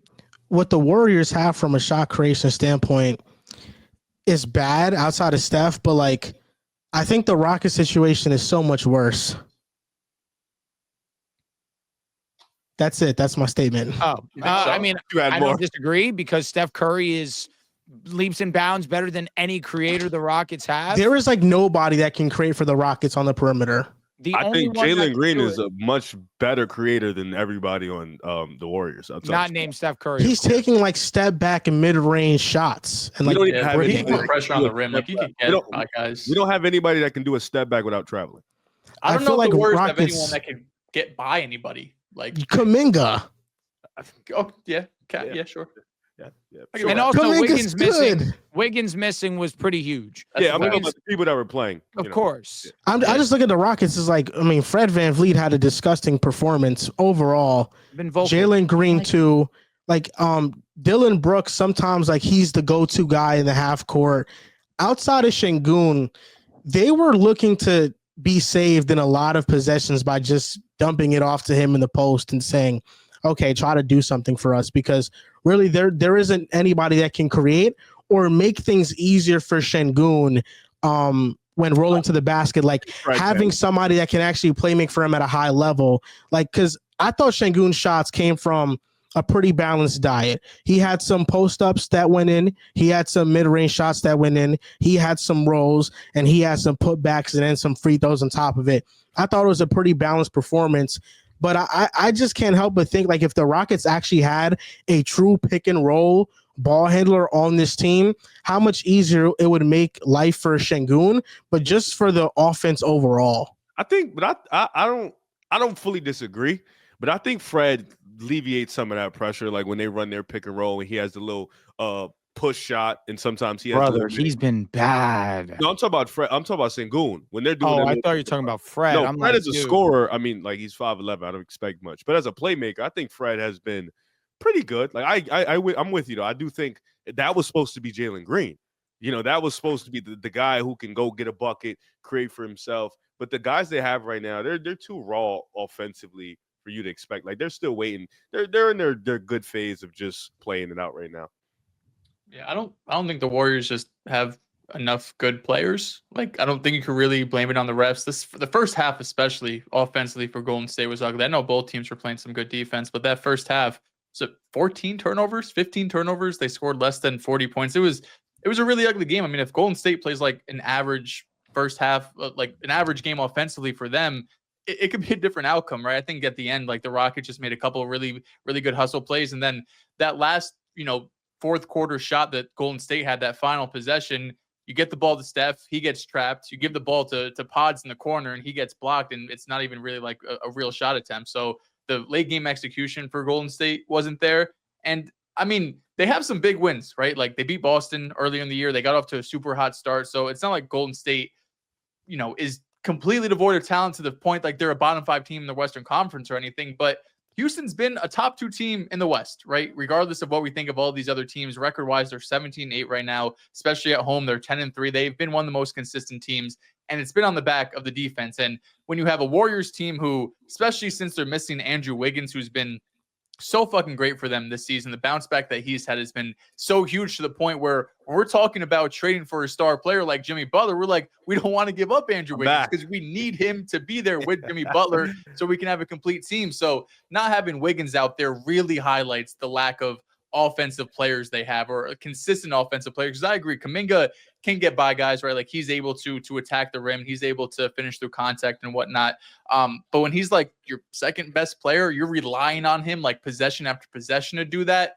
I think that's where you see some of his inconsistencies come up. And when you're able to just hound Steph this much, when you're able to limit him as much as Houston was, because number one, they're just a great defensive team. I think Ime, of course, is one of the better defensive coaches or just head coaches in general in the NBA. But also, it's just who else is scaring you? Like, I know, Riv, we talked about it earlier, but like Pod's got 30 minutes in this game, and he felt like every time he got the ball, he wasn't going to do shit with it. Lindy Waters, I guess, hit a couple of shots, but even still, there's not many players on this team you're going to respect. Buddy Hield, of course, you're going to respect, but there's not a lot of shooters on this team that you're going to respect outside of Steph Curry. So you're going up against one of the best defensive teams in basketball. You're having that poor of an offense performance in the first half. And then late game execution, Houston just outperformed you. So I wouldn't put it on the refs. I think this is more on the Warriors. Yeah, in the last 3 minutes, Golden State looked like they had this in the bag. They were up 89-83. Riv, I don't know if you heard, I was watching Inside the NBA at halftime. Talk to me. And Shaquille O'Neal, Hall of Famer, one of the best players of all time, has a G2 classification, knows what he's talking about. He was asked about Şengün and said, that's Turkish Tim Duncan. He would know better than us. He played against Tim Duncan. So he's looking at Şengün and saying, that guy crazy. Yeah, reminds me of the best power forward ever. Yeah, You're muted, Drew. Fucking muted. This guy's muted. An idiot. Screw you, buddy.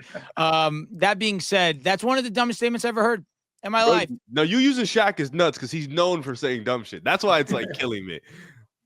Yeah, listen, man. That was your right. We don't have enough good players. That's why I'm begging for Wiggins to stay. What else do we have? I mean, Kuminga, all you have to do is put pressure on him. He can't really dribble. He doesn't have really a sustainable handle. So, you put a little pressure on him, bop, boop, boop, and then he's struggling.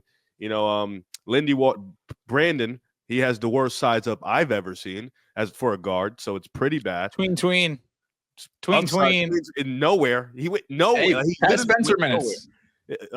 Man, listen, it's Jimmy Butler. He's coming. I just have to wait. Hopefully. I feel like he's going to Houston, maybe. I think Houston makes the most sense. I saw reports saying they're out on him. Oh, I didn't know that. Yeah. Well, I think like the trade package, they shouldn't trade too much, but that would alleviate a lot of their half-court issues. But neither here or there. I think they're fine right now. Defensive identity. Have to hope some other young players take some leaps, and then we have to see where it goes from there. NFL Pickem Week 15 predictions. Now this slate is interesting. Maybe some different answers, maybe some not. So Rams versus 49ers, Thursday Night Football. Let me pick in sleeper before we went over this. We're all taking the Rams. No, I have to pick in the app. Oh, I'll be forgetting. Yeah, do that, please. Why don't you just pick? Crying at last Riv getting no pick. I fucking the question mark was funny. Yeah, I fucking forgot. The question mark. We didn't know. So why don't you just put your pick in sleeper as we go? Yeah, that's what I'm doing now. Okay. So we all picked the Rams. Next game up, Cowboys versus Panthers. Panthers are favored in this game. First time they're favored in 2 years. It's time, baby. It's time. Bryce Young gets his rightful W. Give me the Carolina Panthers. I feel like both teams have quietly been playing some decent football. I think Dallas especially, we thought they'd really be bad, but their last 3 games have been some good games. Like nothing. Yeah, some really competitive games with Cooper Rush. As for Bryce Young, he diced up my Eagles, so I'm definitely going with Bryce Young in this one. So I'm picking the Panthers. I'm taking Carolina too. I got Carolina. They've looked very impressive, although they're still losing. Bryce Young, especially that final drive. I know they came up short, but that final drive, he was making some really big time throws, getting out of the pocket, evading sacks. I've been super, super impressed. Shit, if you're possibly an Xavier Legette catch away from beating Philly on the road. Although I agree with you, Riv, Cooper Rush, Dallas has been more than formidable. They're a fine team, but Carolina's been playing better football to me. Carolina's playing really well. I'm going to go with the Dallas Cowboys. Micah Parsons is pissed off after a loss. DeRon Bland and Trayvon Diggs are healthy. I think they have some really stout corners. They'll be able to stack the box and really alleviate the Panthers' rushing attack. And I think Cooper Rush has been fine. He hasn't been great. He's taking care of the ball for the most part, even though he has put it in harm's way, which is kind of a contradiction. But CeeDee Lamb, big-time stars, make big-time plays, and Rico Dowdle has been playing well. Very the Cowboys have been rushing the ball well, and the Panthers are one of the worst run defenses in the entire NFL. So I'm going to go with the Cowboys winning this game on the road. Chiefs versus Browns. Chiefs sweep. Casey. Part of me gets a weird feeling about this game. Not definitely, because Jameis Winston go out there, throw for 350 yards and a few touchdowns. It could be, a bit uglier or higher score than expected. And the Browns have the number one pressure rate in the NFL. Mahomes under pressure has struggled, and they have a shaky tackle spot right now. Stop wasting time. Just pick the Chiefs. But they lose to the Browns. I was looking at PFF. We know Myles Garrett is awesome, but McGuire, he's a young edge rusher on the Browns. He's been playing really well, and he's been adding to that pass rushing group. And I've been watching Hard Knocks recently. I watched episode 1 and 2. Episode 2 is very Jameis Winston centric. And I don't know, part of me feels like episode 3 is going to be the Browns coming out on top. I could see it. Written in the stars. An elite team always has a team that's bad that they lose to every single year. I just don't know if it's going to be the Browns. I'm going with the Chiefs on the road. You can't fool us no more, brother. Dolphins versus Texans. Here we go. CJ Stroud, baby. I got the Texans. Don't believe in it, though. Okay, and I'll go on the opposite side. Tua Tagovailoa. Give me the Miami Dolphins. I'm also taking Miami here. I think they've been playing a lot better football than Houston. Houston is still sitting here at 8-5 somehow. Miami's at 6-7. And I think Miami's been a better football team, especially since Tua has come back. I know they were in a bit of a dogfight against the Jets last week. They went into overtime, but I still think Miami pulls it off on the road. The Texans' offensive line is still bad. Chop Robinson has been one of the best edge rushers over the last couple of weeks, really putting pressure on the quarterback, and they have some other good defensive linemen next to him. And the Texans' defense, they're struggling right now with their linebackers in coverage, and the Dolphins love to attack the middle of the field. I think that's a major weakness, and although they have a really great pass rush, the Dolphins get the ball out quick. They don't really get pressured like that, so I'm going with the Dolphins winning this game as well. I feel like this is the week of teams winning that have their backs against the wall and need a win, so I'm going with the Dolphins. He's going to pick the Colts. I can't wait for that. Jets versus Jaguars. I'm taking the Jets. Jaguars can find a way to win this game because the Jets are dog shit. Yo, damn it. I'll do it next episode. That's fine with me, but I'm going to take the Jets. Man, how the mighty have fucking fallen. There's no way the Jets lose. You said that a lot this year. There's no way. There's no way. Famous last words. No way the Jets lose. Let's go with the Jets. Taking the Jets. Garrett Wilson sauced up Jalen Ramsey last week. Yeah, he's even more of a demon this week. Back. Good. Oh, yeah, that's going to be huge because he has to guard Brian Thomas Jr. You know he's one of them ones. I got the Jets. Commanders versus Saints. Commanders. I'm going to take the Commanders. Upset alert. Is Derek Carr playing? No. Never mind. Not upset alert. He's fucking Jake Hayner. Give me the Washington Commanders. Yeah, no Derek Carr. Saints have no chance. I'm going with the Commanders. Ravens versus Giants. Ravens. Come on, Shit. Ravens. Last time what happened, Giants and the Ravens wasn't that great, but I got Baltimore. I think this is a blowout. I have the Ravens. Bengals versus Titans. Bengals. Taking the Bengals too. I'm also taking the Bengals. You know, I saw this scenario that if the Broncos go 1-3, if the Dolphins go 2-2, and if the Colts go 2-2, and the Bengals win out, they will make the playoffs. is this the start of an improbable run? You've been waiting for 1 week at a time. 1 week at a time. That's what it starts with. I'm going with the Bengals beating the Titans on the road. You're crazy. I've never Next. seen the team get so many excuses to try to make the playoffs like the Bengals. No, the Bengals have just been dead every single week, but when Pickem comes around, they're somehow still alive. Yeah, it's like, they're they're dead on back. Tuesday. Like, They're alive on Thursday. Patriots versus Cardinals. I'm taking the Cardinals. I'm also It should be a taking the fun game. Cardinals. Should be a fun game. Of course, Drake May. I got the Cardinals. I think their defense plays well against Drake, man. This should be a bounce back game for Kyler Murray. Colts versus Broncos. If the Broncos win, 90% chance of making the playoffs. If they lose, the Colts and them both have a 50-50 chance, and the Colts would be in the driver's seat. This is a playoff game for the Broncos, and this is a game with the Colts season is on the line with this one. All right, so who are you picking? Come on, Drew. We know where we're going. Hey, yo, and I know you're watching this, Ricky. Fuck you. That's all. That's all I'm gonna say on the matter. Come on. When it comes to football, respect Ricky. He's done to me. He's done. He's done. But yeah, we're going with Broncos country. Let's rock. Now, Dehls, I got a question. Where are you going with Anthony Richardson? That's your guy. Very high on him. Love it, Rich. Since he got benched, he's been graded as one of the 10 best quarterbacks in the league. He's playing well despite the box score. That's his nickname, despite the box score. If his receivers could help him, the stats would look different. Josh Downs is playing. Riley Moss might be out this game. That's going to be huge if he's not playing. They play a ton of a single high coverage, and the Colts have those receivers on the outside. They have A-Rich who can really bomb it down the field with his arm. The Colts defense is playing better as well. You got Jonathan Taylor. They might be able to run the ball on the Broncos. Dehls, I'm wondering, what are you feeling with this one? I do think it's going to be a great game. The Broncos, especially the rush defense lately, has not been as elite as it has been to start off the year. But Anthony Richardson, I feel like ever since he came back, it was pretty easy for me. If they're going up against a bad defense, he should have a good game. They should be able to move the ball, and they can win the game.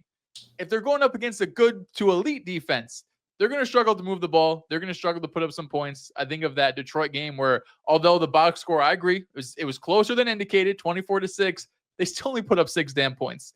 Both of these teams are coming off a bye. It's also, of course, the first time for Sean Payton and Bo Nix coming off a bye. It's also the first time Shane Steichen and Anthony Richardson coming off a bye because he was injured last season. But the Broncos being at home is really the game changer for me. The atmosphere that's going to be there, playing in Denver is hard enough as it is, but the way this defense has been playing, and we'll see what happens with a couple of these injuries here, but regardless, I still think Denver's defense, even if they're missing a couple of guys, are going to be able to step up to the challenge to contain Anthony Richardson. I got Denver winning at home. Wow, so this is 3 Broncos. My goodness. Is he going to waste our time again and pick the Broncos? Because I'm going to be upset. I feel like if I pick the Colts, I will lose. I feel like if I pick the Broncos, there's no way I lose this week, honestly. It doesn't change in the rankings. So, bye week, Sean Payton, Bo Nix, Bo leaving, great defense. Riley Moss, even if he doesn't play, let's ride with the Broncos. Let's Broncos country. Let's go. Clean sweep. We're going with the Broncos. Broncos country's not moved by you. Not even a little bit. Next game. Bills versus Lions. Taking the Lions. Where you going, Rick? What'd you say, Dehls? Where you going? Brother, if it's not the Eagles, it's Bills 17 weeks in a row.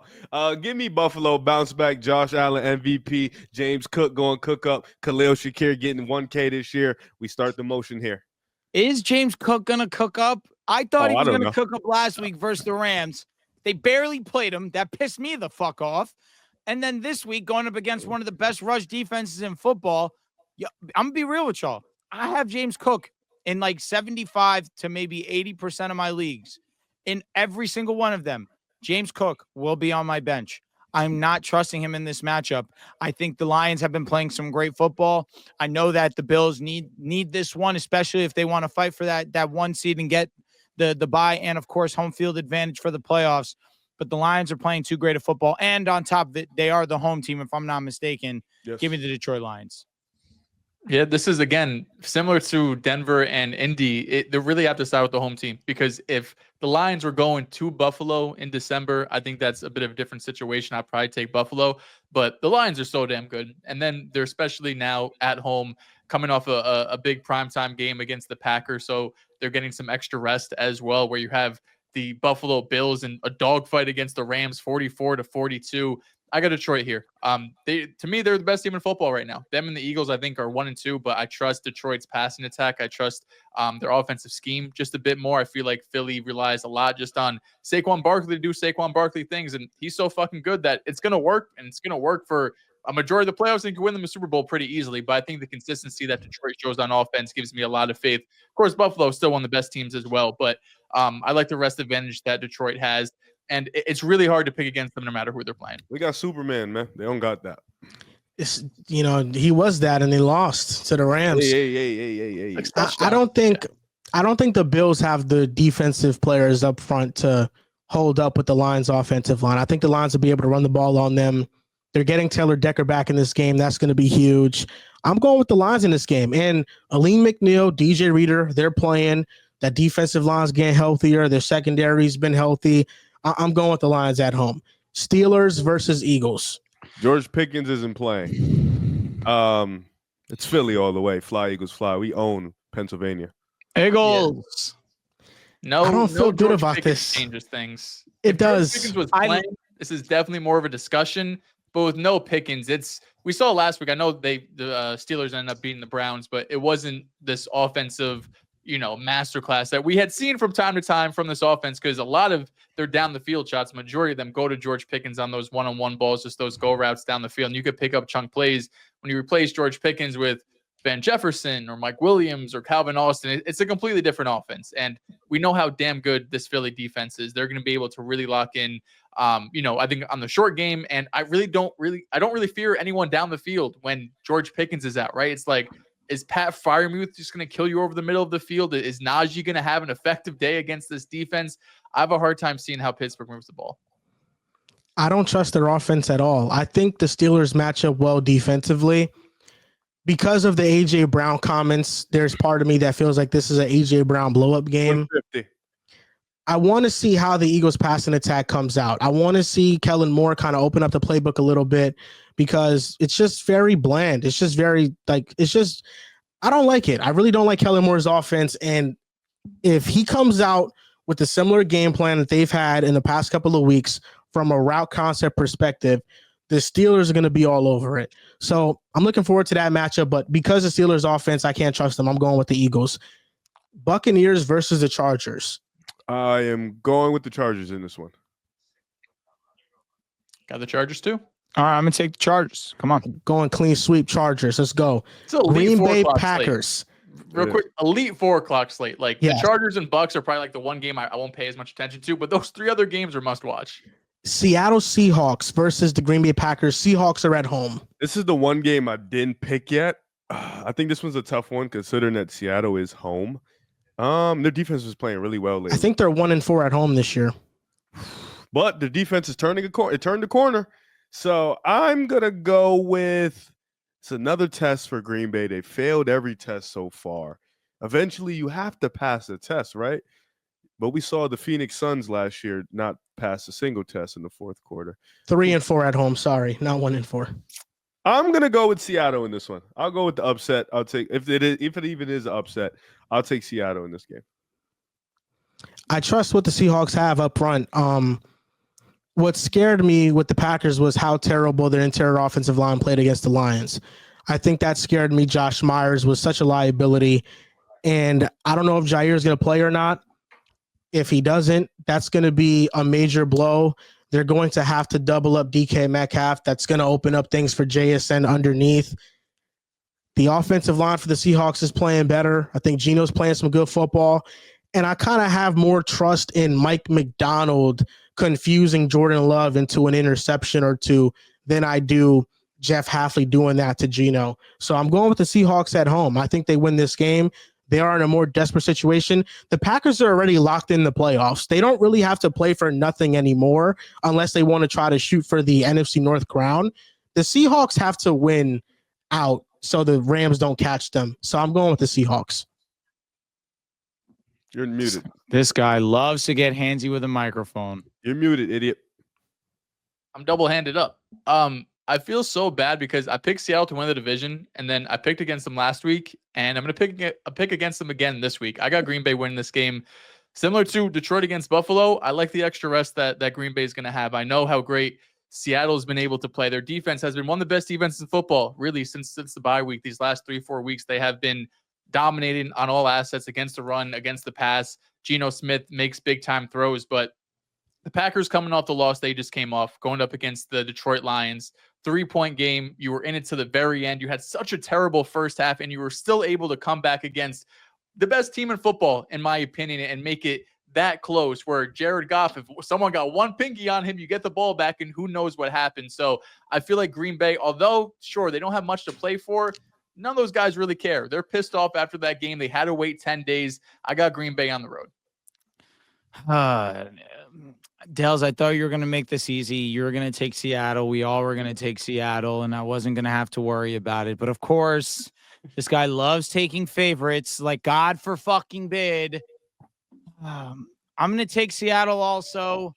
I do think that Seattle, they're playing their best brand of football, and defensively, that's been their biggest exclamation point because early on we saw the offense, although Geno felt as if he had to play hero ball, we saw the offense be what was carrying them for a good portion. But since they've gotten healthy, we've really seen Mike McDonald show his strength and show the reason why he was highly regarded in this last coaching process. So we're seeing Seattle play some high-level defense, and I think they can go and they can make Jordan Love a little bit uncomfortable. I'm going to take Seattle here at home. I just trust that they're going to be able to go out there and put points on the board also, especially while the Packers aren't the most healthy. Dell's explanation really captivated me. Now I'm just rethinking everything. Packers or Seahawks? Jair Alexander should play in this game. My God, this is a tough decision. I don't know. This was the toughest game of the week for me. Easily. I really don't know. I didn't have anything in sleeper either, Rib, until right now. Yeah. I just really, what this game comes down to is if you believe the Packers can run the football. If they can run the football, I think they'll win this game. But I don't know. The Seahawks have been really good against the run. This has been the best defense in the NFL since week 11. I'm going to stick to my guns with the Seahawks. Since week 11? Yeah. Oh, it's been like 2 weeks since week 11, correct? It's week 15 now. Yeah, we're going on. Yeah, it's week 15. 11, 12, 13, 14. So it's like 3 games because they had their bye week. It felt so short. Yeah, you got. Yeah. So Bears versus Vikings. I'll be dead before I choose the Bears again this season. Give me the Vikings. I got the Vikings. I'm taking Jet. I'm going with the Vikings as well. And Monday Night Football, Falcons versus Raiders. Is this Kirk Cousins? 2 Monday night games. That Chicago game is Monday night as well. Is this the Kirk Cousins benching game? Aiden O'Connell might play, I saw. That make that up? He might play. He might play. So he's been better than Desmond Ridder. But I got Atlanta in this game. Atlanta's been terrible. I get it. They've been so bad. Kirk Cousins has been one of the worst quarterbacks in football basically all season. He has not been impressive whatsoever, but it's the Las Vegas Raiders. I don't trust them to do really anything right. Although Sincere McCormick has been solid. Shout out to Fancy Reaction. If you've been there, you know about Sincere McCormick. But I got Atlanta winning this game. I'm going to take Atlanta as well. I mean, I couldn't live with myself if I picked the Raiders, truthfully. So give me the Falcons. I'll go with Atlanta in this one. I'm going with the Falcons. And before we end the show, my heartstrings are pulling right now. Oh, my God. Just take the Packers already. Yo, that's a Super Bowl pick. Hey, I'm the don't ever Packers forget guy. that. I'm Don't forget that. Here's the crown to being the Packers guy, Del. That's the Super Bowl. I'm making some changes. How the mighty have fallen. I'm going to take the Colts. Take the Colts. I'm picking the Packers to beat the Seahawks, and I'm picking Take the Colts. the Bills. Oh, my God. No, I'm just kidding. I'm picking the Colts, baby. Let's go, Colts. Let's go, Colts. Do or die. A-Rich. This is the game. Show me something. I am also making a change. I am taking Dallas over the Panthers. I don't hate that. Yeah. I knew. Listen, he needed to have some difference of opinion with Joel, and I get it. I was hoping that the Seahawks wasn't that difference of opinion. Of course it was, because that was easily the hardest game of the week. But we'll see. We'll see. That could be the one that changed the tides. Now, last thing I want to do before we go, because you said that Anthony Richardson has had his guys sell him, which is not wrong, not even at all. I've seen a lot of his players drop passes that they shouldn't. Can you guys give me the top 10 in quarterbacks who have been impacted by drops the most? It goes by how many yards that have been costed them by drops. Bo Nix, Anthony Richardson, Justin Herbert. Okay, can you go one at a time, Papa? My bad. Well, I know Did you two see of the this? three should be there. Did you see this tweet already?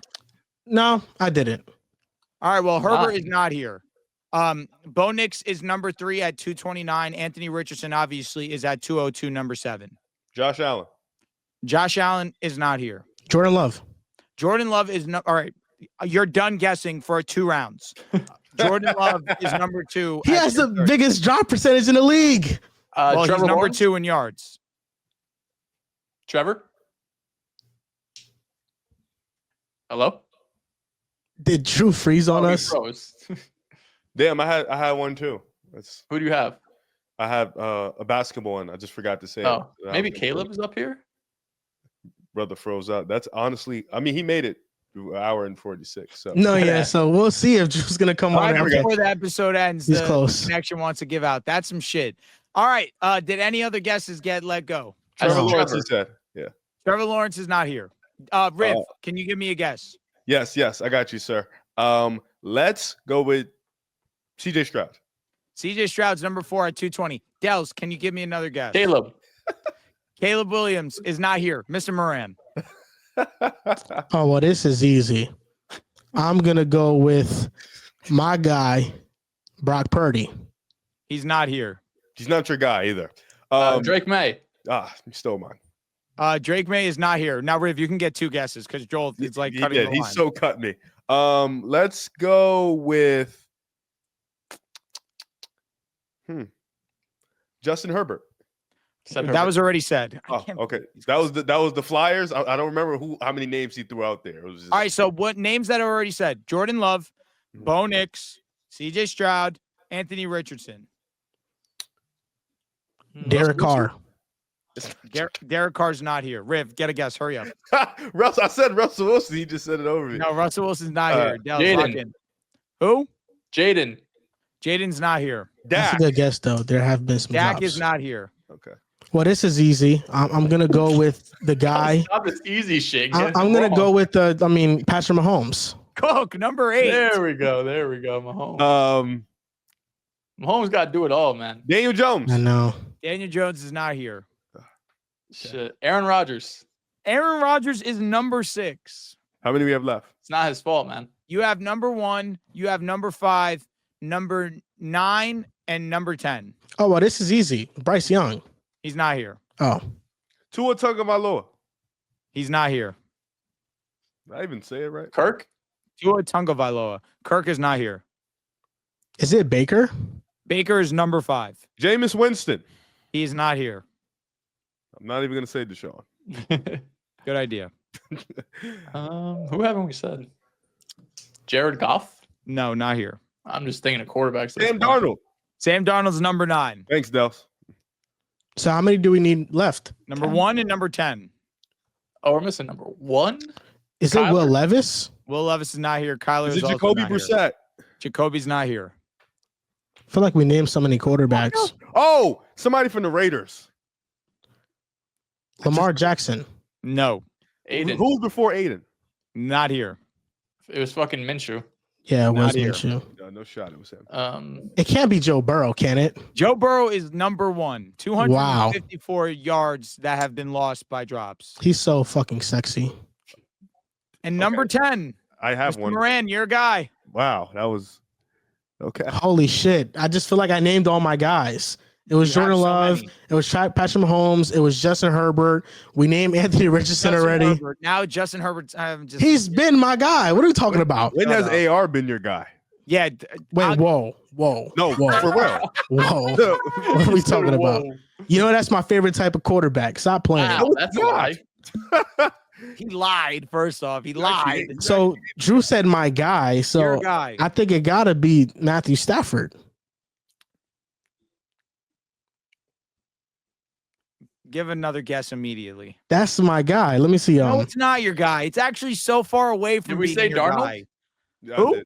we Darnold? already did say Sam Darnold was Darnold. 9. That's my guy. Damn, bro. I'll be honest. Geno Smith. This is My how God. slutty you are. This is how much of a slut you are. You can't even remember your guy, the guy you said was better than Jordan Love, Geno Geno Smith. Smith, number 10. Shout out to Geno, man. Oh, That's do the have- guy. I have one. What do you got?